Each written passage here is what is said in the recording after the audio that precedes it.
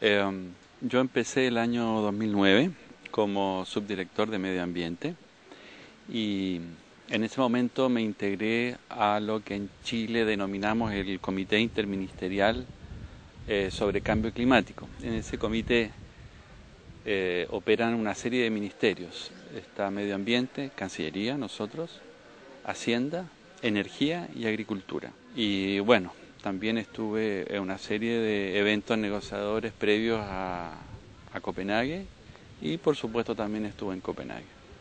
En realidad estamos a la espera de ver cómo continúan las negociaciones, esperando que sigan los dos tracks del LCA y el KP y ver cómo se integra con esto del acuerdo.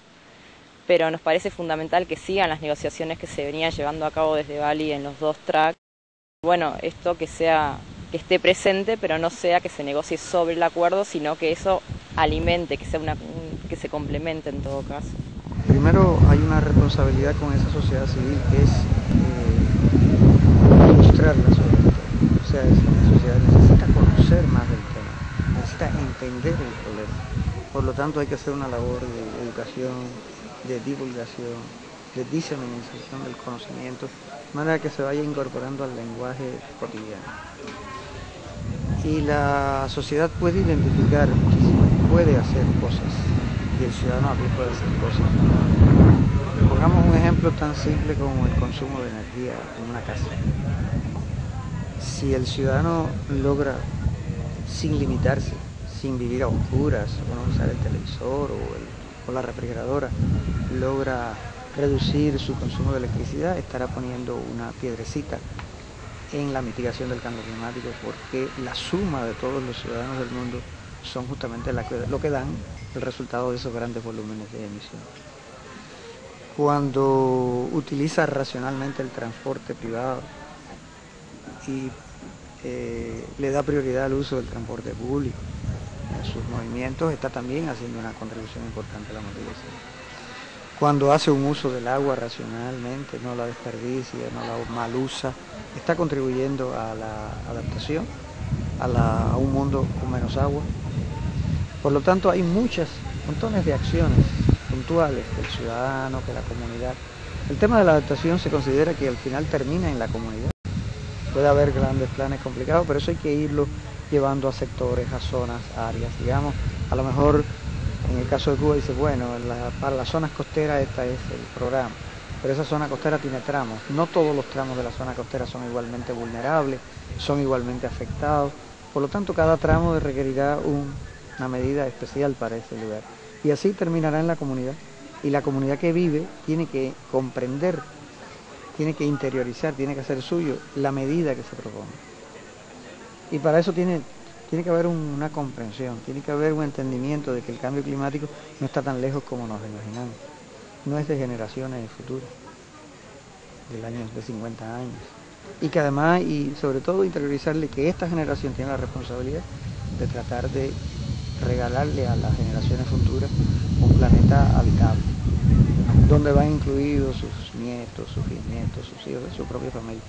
Es un tema que requiere ese grado de interiorización. No basta con que autoridades, gobiernos lo hagan. Sí es verdad que si las autoridades, gobiernos no entienden el problema y no toman acciones, por supuesto que no se va a hacer nada, aunque los ciudadanos quieran. O sea, es un conjunto de elementos, pero que termina al final en el ciudadano, en la accionar del ciudadano. Porque cuando hablamos de que el principal responsable de la sociedad de consumo, ¿quiénes son los consumistas? Los propios ciudadanos. El que tiene 4 automóviles, que lo cambia todos los días, que lo quiere bien grande, que cada vez el televisor es más grande, que la refrigeradora es más grande, que tiene más luces en la casa, que las enciende todas. Entonces, cuando estás en la casa, en la habitación donde no hay nadie, apagaste la luz, estás haciendo una contribución. Pero además una contribución a su bolsillo, porque consume menos electricidad, paga menos. Y busca a lo mejor cambiar el bombillo con un gran consumidor por uno más ahorrativo, está haciendo una contribución al bolsillo y al medio.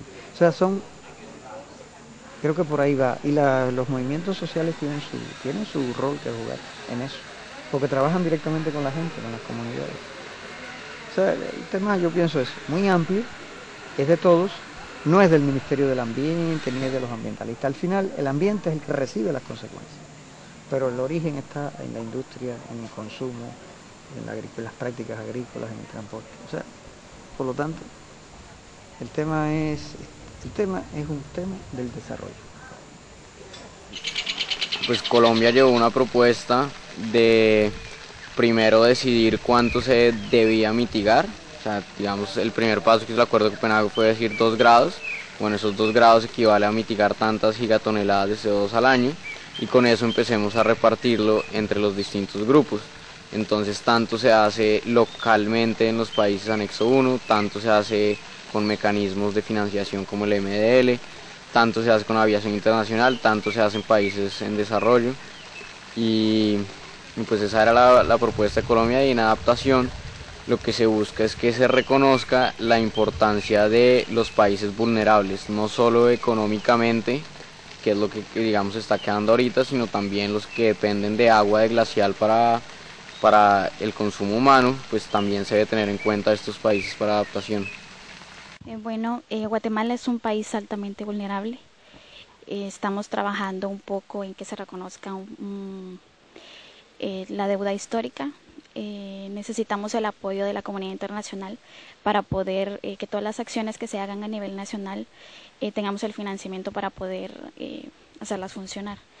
Actualmente Guatemala tiene una propuesta de ley, así como una estrategia y una política nacional. Se está tratando de involucrar a diversos sectores como para hacer una posición en conjunto. Tal es el caso de los pueblos indígenas. Tenemos una mesa de cambio climático y pueblos indígenas, entonces creemos que puede quedar bien vinculado en alguna manera. Thank you. This is the second workshop that we are holding here in Bolivia. The workshop is being held under the European Capacity Building Initiative facilitated by International Institute for Environment and Development, IIED, in London, and Mainumbi in Bolivia. It is interesting to come to the Latin American region and hold such a workshop to build capacity on climate change negotiations, because the climate change has become very important and a serious problem for the region as well. At the same time, international negotiations have become very important for the region.